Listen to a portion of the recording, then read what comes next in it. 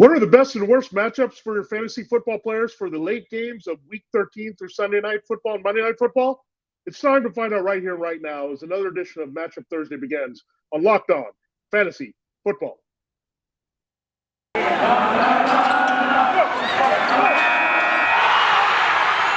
are Locked On Fantasy, your daily NFL fantasy podcast. Part of the Locked On Podcast Network, your team every day.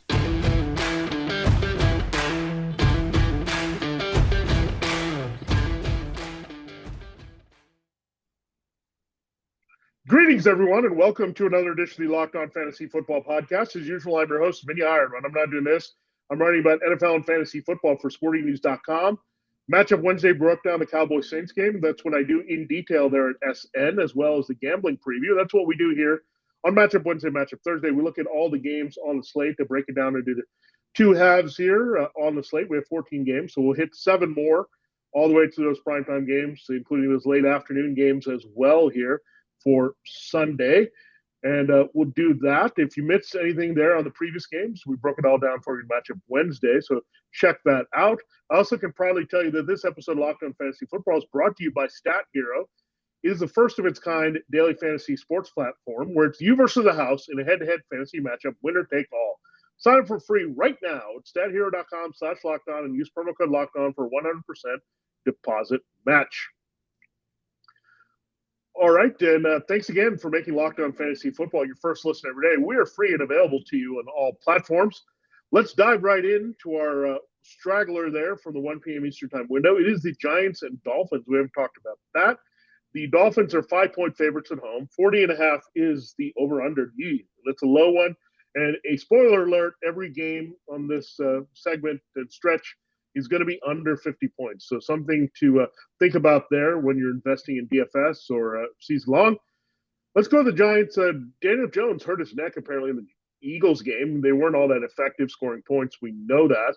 And Daniel Jones may not be playing. And the reports are that he was already out. He's been limited in practice so far. So Mike Glenn is on standby, looking like he will start for New York in this game on the road against Miami. Now, two sneaky plays this week. Kenny Gallaudet, he's starting to warm up a little bit in this offense. Sterling Shepard still hurting with a quad, multiple injuries, including a quad for Kadarius Toney. Darius Slayton has disappeared. I also like Evan Ingram in this game. Looks like Caden Smith, Kyle Rudolph, the other two tight ends could be banged up here. So I liked Ingram a lot last week, but they just didn't have to throw out. There was not any resistance from the Eagles. The Eagles offense, you can blame them for that.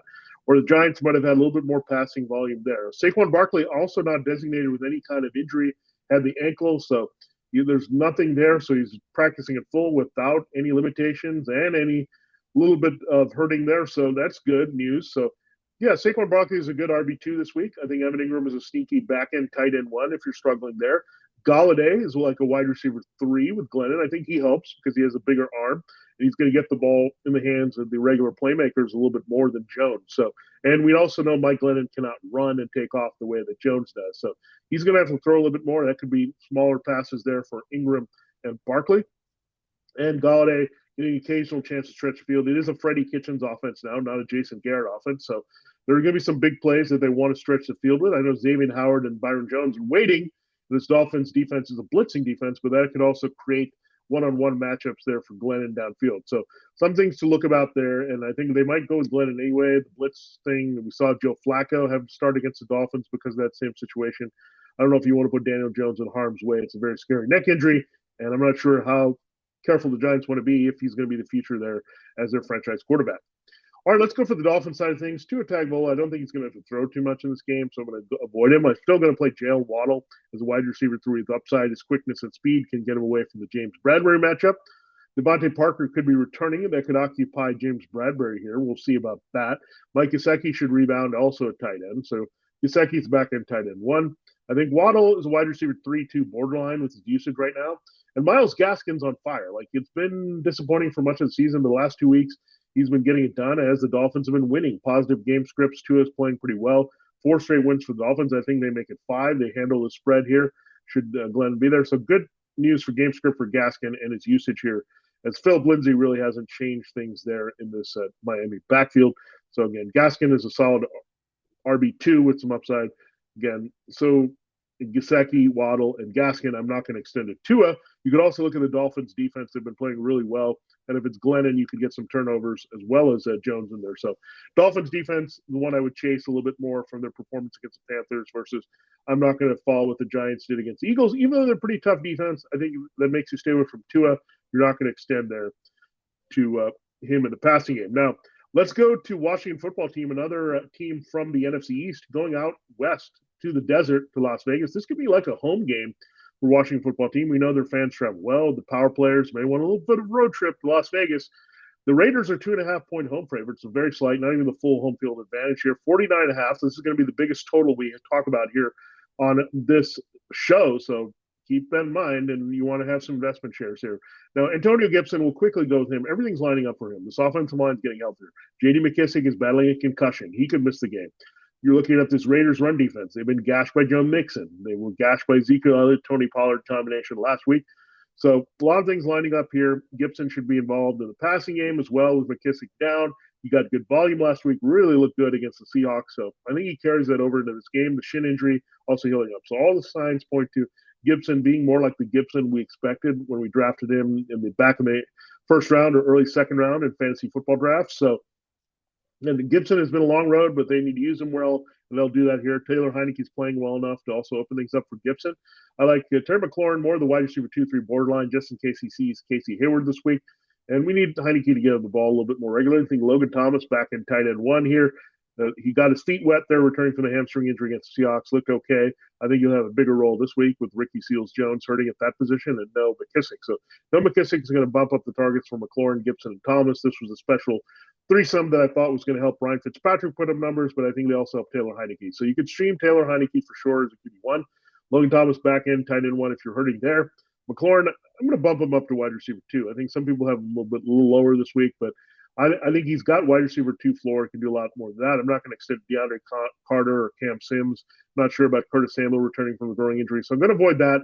A sneaky play on the Washington side is the defense and special teams. They've shored up some things on the back end, played a little bit more zone coverage here, making plays, shut down the Seahawks last week. But I think there's a chance for some sacks and takeaways here from Derek Carr. I do like Washington football team to win as 2.5-point underdogs in this game. Now, let's look at the Raiders and their side of things. Derek Carr probably going to be without Darren Waller this week, so it's the Hunter Renfrow show. Underneath zone, they're going to throw a lot to Renfrow. I don't think you're going to force the ball to Bryan Edwards, so no Bryan Edwards. We're not going to trust him. Darren Waller out. We know Foster Moreau had a massive game the last time out, so Foster Moreau, plug and play, backup, pretty good handcuff to your tight end. So Foster Moreau and Logan Thomas, 2 options here if you lost Darren Waller that could help you in this game, but I look like Moreau to maybe get a touchdown, get heavily involved again. Washington changing to a bit of a zone, protecting in the middle of the field, but that's going to be open for Renfrow and Moreau there instead of, unfortunately, Waller if you had him. And Waller's just had a rough season. He's played through an injury. He hasn't looked quite right, and I think it's a good call here for not to force him to line up. He also has a back issue as well. So, yeah, Moreau and Renfrow can help you. Josh Jacobs looked pretty good, so you can trust him at least as an RB2. Kenny Drake has disappeared, so nothing there from him. Derek Carr, I think he's good enough to put up some numbers with Renfrow and Moreau, especially with Taylor Heineke and some offense on the other side. Some resistance is going to be there. Again, I like WFT to win. I would say maybe the Raiders have a negative game script. Give Jacobs involved in the passing game, and Carr can get it done with the digits from Renfrow and Moreau. So Moreau, you can use him as plug and play for Waller. Renfrow, I think, is a wide receiver 2. That's how much he's involved, coming off a 130-yard plus game against the Cowboys last week. So good spot here against another NFC East team at home. That's going to help Carr produce. And I'm going to avoid the Raiders defense. A lot of people say stream them, but Taylor Heineke's playing too well. He's not Taylor Heineke. Oh, go attack Taylor Heineke. This is a very dangerous offense. Again, Gibson can be very successful against the Raiders. All right. That takes care of 2 of the games there, and we'll go deeper into the late afternoon games and then finish with Sunday Night Football, Broncos-Chiefs, and Monday Night Football, Patriots-Bills before it's done. I told you at the top, this episode of Locked On Fantasy Football brought to you by StatHero. No one plays daily fantasy sports to lose. Winning feels so much better, but traditional fantasy sports are long-term losing propositions because you never know with or what you're up against. StatHero is the first of its kind daily fantasy sports platform where it's you versus the house and head-to-head fantasy matchup, winner take all. And here's the crazy part. StatHero shows you their lineups before you play. You handpick the team you want to face one-on-one. This never-before-seen innovation of fantasy sports and sports betting hybrid is StatHero players clocking odds are over 4 times better. Why? Because you don't have to compete against thousands of experts and unknowns. Plus, StatHero puts you in control of your fate. But StatHero, you're in control of the stakes. You decide how much you're going to play for, and StatHero has no choice but to take it because they're daring you to beat them. StatHero head-to-head is what fantasy football should be, one-on-one. Now, this week they've offered us here at Locked On an interesting combination of players. At running back, it's Joe Mixon, Alexander Madison filling in for Dalvin Cook against the Lions. Mixon facing here the Chargers, good matchups there. And Eli Mitchell, another great matchup there against the Seahawks. Elijah, also known as that. So 3M Company is what they're putting up. That's a pretty nice little lineup there that you can look at. So hard to beat that combination because those are three guys I really like this week. I would offer maybe going in a different direction and say Austin Eckler as a contrarian play to mix into that game. You look at Jamal Williams as a contrarian play to Madison. And on the other side, Mitchell, no, I'm not going to go with the Seahawks running back, but another guy that I really like this week potentially to go off. We talked about him a little bit, this Saquon Barkley. So, yeah, or Gibson, as we mentioned as well. So there's any way you can do it there at StatHero. Just go there and beat their lineups. And there's a lot of ways you can do it, and it's a lot of fun. And go check out Daily Fantasy Football the way it should have been there. Sign up for free right now at stathero.com/lockedon. Use the promo code lockedon for 100% deposit match. That's stathero.com/lockedon. Use the promo code lockedon for a 100% deposit match. stathero.com/lockedon. Promo code locked on. Terms and conditions apply. All right, we'll continue looking at the games here, the back end of the Week 13 slate from a fantasy football and gambling perspective. Thanks again for listening to Locked on Fantasy Football, your first listen every day. We're free and available on all platforms. Let's go to the Ravens-Steelers game. Pretty big reality football game as the Steelers try to stay in the AFC North as they fade. There are 4-point underdogs at home. 44 is the over-under. So, yeah, not a lot of points here. Let's start with the Ravens here. Lamar Jackson's been in a bit of a slump here with interceptions. It's a little sloppy play. But I think this might be a get-well game for his running at least. The Steelers have been awful against the run, so I think Devonta Freeman can run pretty well, so he's a pretty strong RB2 flex option for you this week. You look at Lamar, I think he can bounce back a lot with his running. The Steelers do give up a lot of big plays, and T.J. Watt could be out again, not with his previous injuries, but he's on the COVID-19 list, so that would help. You don't have him coming off the edge here. And part of the Ravens' limitations here is their offensive line struggling. I think they need to get back to having Rashad Bateman out there with Marquise Brown, who's also been banged up. Give Mark Andrews a little bit more help here. And I think that'll help them for sure. And Mark Andrews is a guy they can trust a little bit more. So Andrews smashed it as a top 3 tight end one. I think Lamar is still a top 6 QB based on his running this week and can get it done that way. Marquise Brown can make big plays. As we mentioned, Joe Hayden's still banged up for the Steelers. So we're looking at him as a wide receiver 2 with big upside. As usual, Rashad Bateman has some wide receiver 3 potential against the secondary as well. So like him is a sneaky play. Again, the Steelers' defense is not the Steelers' defense. There's a lot of elements missing. They can't stop the run again. Big plays in the passing game. They've had to move around people, and they could be down without Watt here once again. So Ravens, a lot of upside that they can rebound. I don't think they're going to go off, but their principal should do some damage here all around and give you some pleasing days from those 5, Jackson, Andrews, Freeman, Hollywood Brown, and Bateman will get it done on their respective levels here this week, I think. Justin Tucker, you can always play. The defense, you can look at. I mean, they're blitzing Ben Roethlisberger, but I don't really love it. I think this game is going to be a little bit higher scoring than we think. The Steelers can attack the Ravens' secondary and issues there. The Ravens can attack the Steelers' running game, so a lot of points to be had. So I like the game to be over. We've said there's not a lot of high games, but this could be a game that we look at that here. They tend to play those 20-17, 23-20 games, but it's not your old school Ravens or Steelers defense in that, keep in mind. So like Chase Claypool, dealing with a toe injury again, but should play through. Deontay Johnson's always solid as a wide receiver too. Let's get some Claypool end zone love, shall we? So that's what we need here. Pat Freiermuth looks like he'll play as a concussion, but practice in full. That's always a good sign that he's going to be cleared if that happens early in the week. So Freiermuth, great matchup for him in the red zone. Ben Roethlisberger's really feeling it. Ravens cannot cover the tight end well. We know that. So Freiermuth is a tight end 1 this week. Johnson wide receiver 2. Claypool wide receiver 3. Najee Harris, more of an RB2, tough matchup against the Ravens. They really shut down Nick Chubb and Kareem Hunt in the running game last week against the Browns. So keep that in mind. Not a great matchup. The Steelers are banged up up front. The Ravens could be healthier up front with some of their guys coming back this week. And again, the Steelers defense is not going to touch them. You might say that. Look at Lamar's 4 interception game, but they're just not that good right now. And we've seen that happen against the Chargers and Bengals. So I can't go there with any confidence at all this week. The next game we'll go to, pushing closer to 50. It's 48 is the over-under. 13-point favorites the Rams are. It's the Jaguars. Now, be wary of the Rams lighting up the Jaguars. Now, Matthew Stafford will be okay, but I think the Rams need to get back to basics. The problem is that Darrell Henderson has got a thigh injury, he's missed practice. If you've been stashing Sonny Michel all season, waiting for the eventual Henderson breakdown, it might be coming here with the thigh injury. So maybe Sonny Michel has a chance. I think they got to stay grounded, run the ball, throw underneath the Cooper Kupp, not force the thing. So Odell Beckham Jr., maybe he can get a shot play, or Van Jefferson. One of them, I think, is going to come through with a big play downfield to help the Rams get into the positive game script mode to hand it over to Michel. But the Jaguars' pass defense is actually not that bad. They've got some pass rushers. We've got some containment downfield. So I think the Rams could make it a heavy Cooper Kupp game. But Jefferson and Beckham just chasing last week's points. They still have an opportunity to do well in this game. They're speedy field stretchers, and it's Stafford in this offense. They can set up things off play action, even if it's Michel in there instead of Henderson. So keep that in mind. But Michel could have a big, big role in this one here. And the way you beat the Jaguars is on the ground, I think, more so than throwing and forcing it upfield. So I don't know if Stafford is also going to have to throw for high volumes. He's got to get the big plays out of the way early. Hopefully it's more the little plays to Cooper Kupp where he can rack up touchdowns there that way. And again, just a get-well game without Robert Woods, they got to be a little bit more careful, not just be pass-happy with the deep ball here. So I think the Rams are going to take care of business. They're overdue for a win. They're 3 straight losses here. Jaguars, we know, are a complete mess. So, again, Michel plays, he's an RB1 for me. That's it. I mean, he's replacing Darrell Henderson. He's going to get high volume. He's an RB1. You have Darrell Henderson is an RB1 if he plays. Van Jefferson, Odell Beckham Jr., not bad wide receiver. Flex plays. Cooper Kupp is going to rebound as an elite wide receiver 1. Stafford is still a playable QB1. And this, the Rams defense, with Jalen Ramsey and Aaron Donald and Von Miller, plenty of guys to make plays against Trevor Lawrence and the rookie and the struggles there of that offense. I'm only going to stick with one player on this team, James Robinson. He's getting the volume still, not dealing with any injuries this week, so that's good.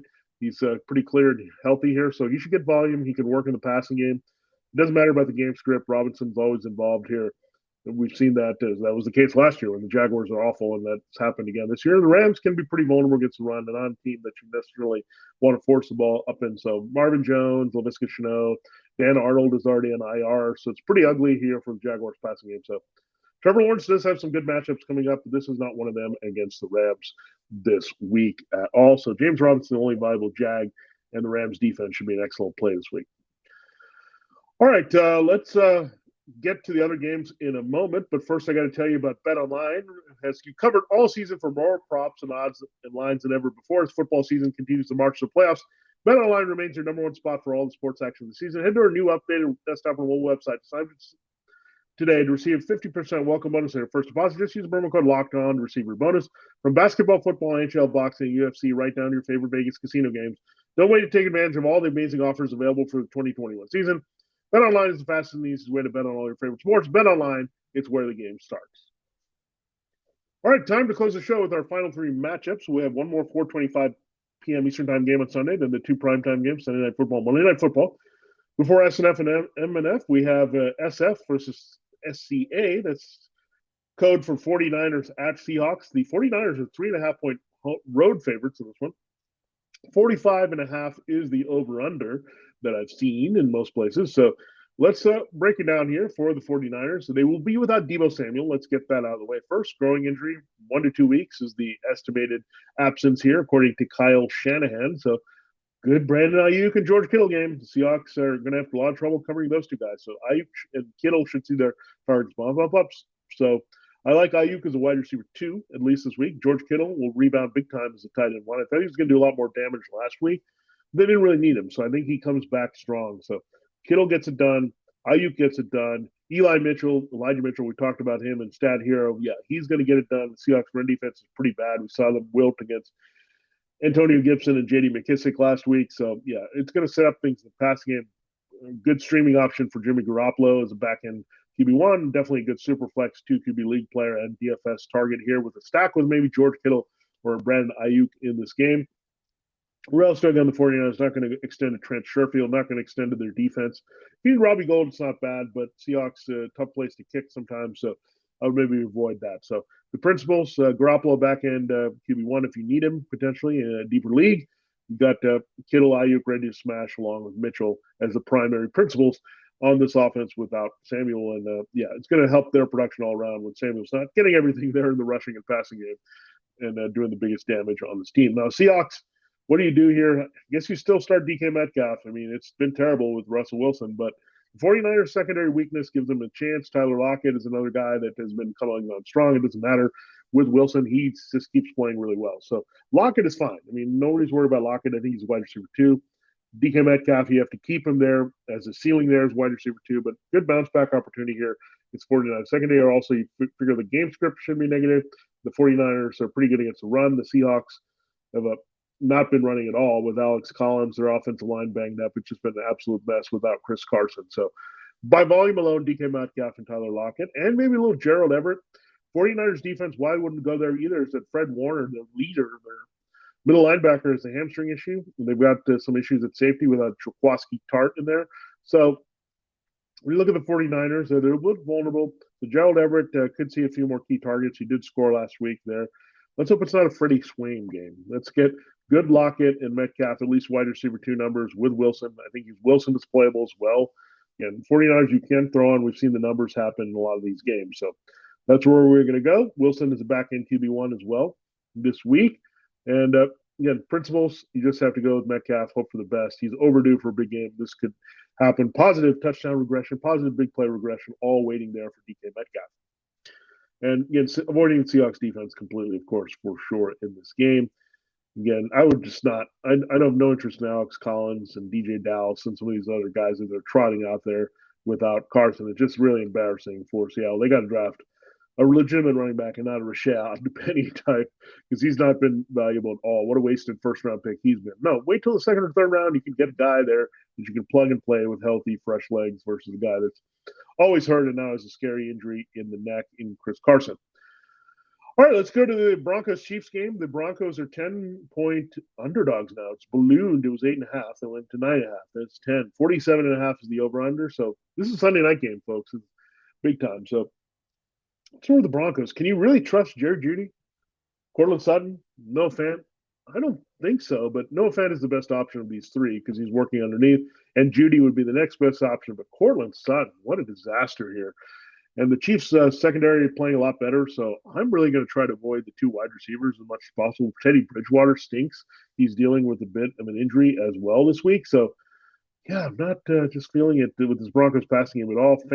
The Chiefs are pretty vulnerable against the tight end. They have benched Daniel Sorensen, so that helps in the safety, and they have faster linebackers. So no Fant also could be a bit of a stretch here. But Fant has really not done much. He's had a few good games, but he tends to play better at this time of year, December. So keep that in mind here with Fant. But if I'm going to trust anyone, it's going to be Fant, Jeudy more than Sutton. But Jeudy at best, a wide receiver 3. Sutton has just disappeared. Tim Patrick is hard to trust now as well. Again, that Chiefs defense playing a lot better. So no Fant is the place we go. The other place we go is Melvin Gordon. We'll see. He's got multiple injuries there. He's been limited in being able to play through them all. But maybe this is Javonte Williams' week. Regardless, Gordon and Williams should be there.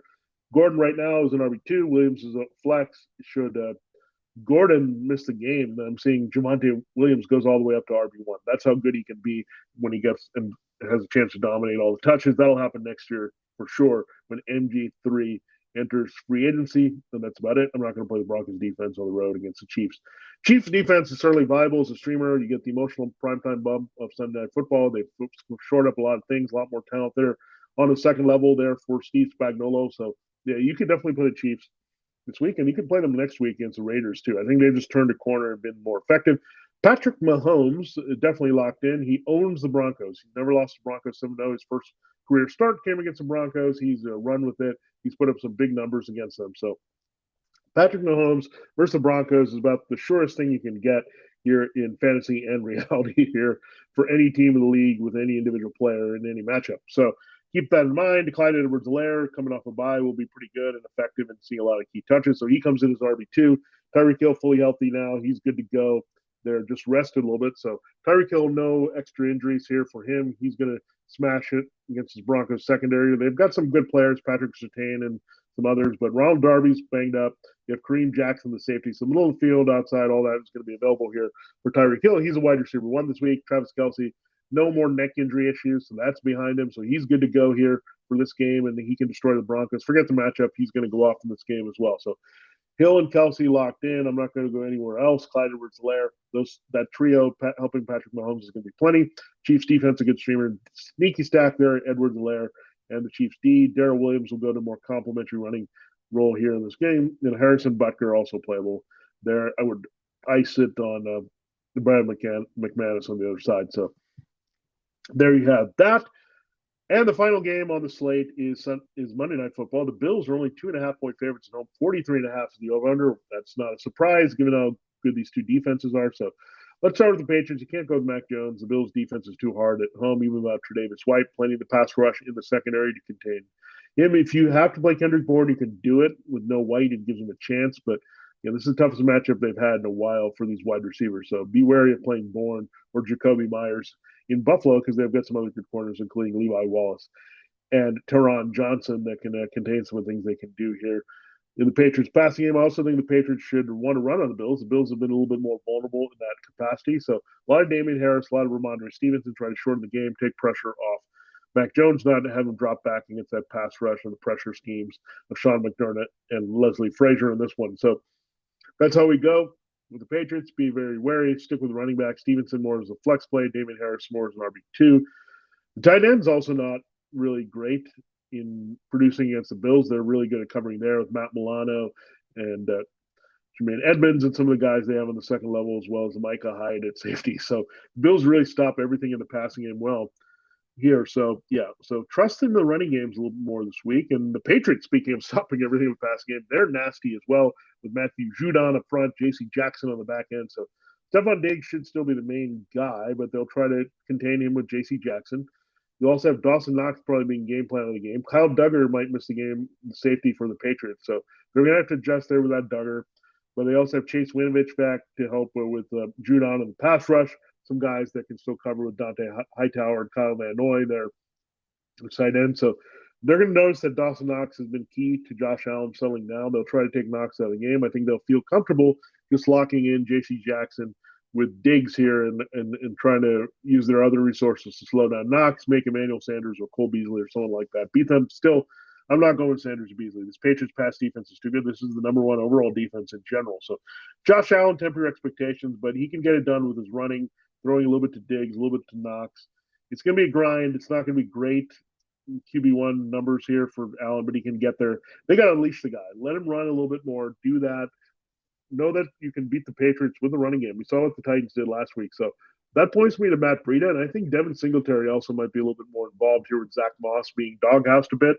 So we're not surprised me, but Breida still being their most effective back. He's getting in the end zone. So I think the Bills will try to run a little bit more. I think they've been trying to do that to take pressure off Allen here, especially with the big plays not coming and people containing that. And the Patriots, you figure, just like every other defense, are going to play that containment. So Allen doesn't get the big plays here. And Allen has struggled against Bill Belichick scheming before. So they need to get him right. They need to help give him support, use the running game a little bit. And again, know this is going to be low scoring. If you don't make mistakes, grind out some yards, wear a team down, you're probably going to win this game. So I do like the Bills to take care of business here, but only because of the home field. Really, to be honest with you, I think it's tight all around. I think Josh Allen also has that X factor of the running that Mac Jones does not have that can help in a matchup like this. So keep that in mind. But yeah, the focus is going to be running games and the defenses. So you have stacks on either side for this game if you want to look at for the showdown slate playing Monday night. And temper expectation for Allen, more of a back-end QB1 for me at best, and hopefully the running will come through and the scores will come through, and that can then change the game here with so much production against the Patriots. All right, that breaks down all the games here. Front half and back half is done between Matchup Wednesday and Matchup Thursday. Thanks so much for listening to Locked On Fantasy Football, making it your first listen every day. Don't forget, we'll close the week with a lineup Friday, so back on a regular schedule this week with no Thanksgiving. So look at the DFS targets there, DraftKings and FanDuel, whether they're playing cash games or tournaments. Just core players you need to target. We mentioned one of them for sure is going to be Antonio Gibson. And then the injury updates you need to know more so, get some closer to final designations there for Sunday and Monday's game. Was there with our injury report breakdown for you as well.